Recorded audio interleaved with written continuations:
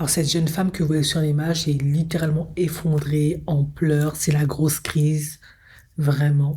Parce que, en fait, elle est en couple depuis 7 ans avec un petit copain qui s'appelait Chris et ils avaient une fille qui était autiste. Et là, présentement, elle est enceinte et elle va bientôt accoucher. Et elle a découvert, en fait, que son copain l'avait trompée avec sa meilleure amie pendant des vacances secrètes au Mexique. Du coup, elle réalise qu'elle va faire face à de nombreux défis toute seule parce que lui, ben, maintenant qu'il a fait ça, c'est très tendu entre eux. De plus, elle a découvert qu'en fait, il la trompé avec tout un tas de nanas et qu'il emmenait sa fille, parfois, sa fille autiste, voir ses conquêtes chez elle. En effet, lors du week-end des fêtes des mères, où elle était alitée à cause de sa grossesse, elle avait l'obligation du médecin de ne pas bouger. Il a emmené sa fille autiste voir sa maîtresse. Et lorsqu'elle a découvert, c'était la trahison ultime. Et d'ailleurs, à cause de ça, elle a demandé une ordonnance de protection vis-à-vis de son ex pour qu'il ne puisse pas approcher elle et ses enfants. Cependant, après que son petit copain ait reçu des menaces, des insultes de la part de sa communauté, elle s'est ravisée et elle leur a dit que malgré tout le mal et la souffrance que son petit copain lui a fait, elle ne veut pas qu'il ait de la haine vis-à-vis de son petit copain et ni de sa meilleure amie, parce que elle estime que de toute façon, il l'aurait trompé, quoi qu'il arrive, puisqu'il le faisait déjà avec tout un tas de filles, et surtout, elle veut qu'il maintienne une excellente coparentalité pour les filles et le pourrir, faire de sa vie un enfer. Ça ne va certainement pas arranger la situation pour ses filles. Alors, elle dit que elle n'est pas prête à le pardonner, mais qu'elle aimerait bien avoir une bonne coparentalité avec lui.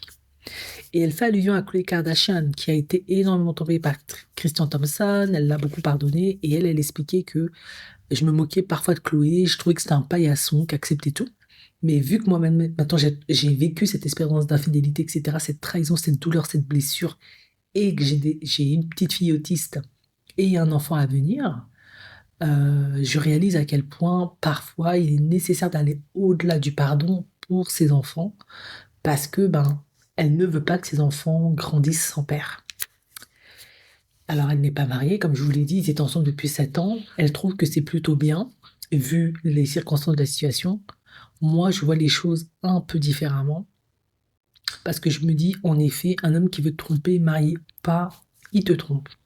Cependant, vu qu'ils ne sont pas mariés, euh, il faut être je dis pas que c'est une garantie absolue, ça veut rien dire, mais c'est vrai que le fait d'être marié avec elle, il aurait peut-être réfléchi à 2 fois avant de faire ça.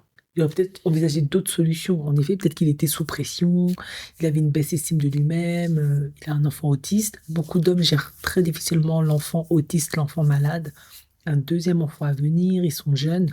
Il a peut-être le sentiment d'être pris au piège, de trop de responsabilités, trop de pression. Il a envie de voir ailleurs pour réaffirmer sa virilité, etc. Il a une estime de merde, donc il essaie de gérer tout ce stress, toute cette pression à travers ça.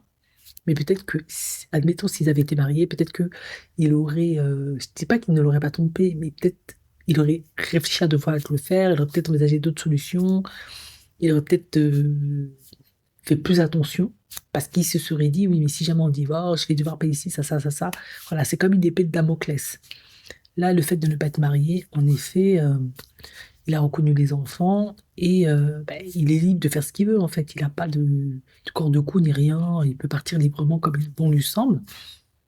Et du coup, d'ailleurs, s'il veut pas lui payer la pension alimentaire, il change d'état ou je sais pas quoi, ça peut devenir très très vite compliqué. Je dis pas que ça ne l'est pas quand on est marié, mais le fait de devoir faire face à des avocats, d'engager des frais, ça peut drastiquement nous dissuader de faire des dingueries et des conneries. Voilà, et 7 ans, 2 enfants, pas de mariage, pas de garantie ni rien ni rien.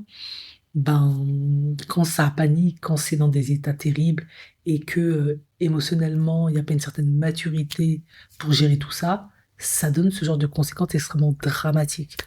en sachant que avec tous les chocs émotionnels qu'elle a subis, cette infidélité avec sa meilleure amie, cette double trahison, toute cette énergie négative, ça pouvait avoir un impact considérable sur elle.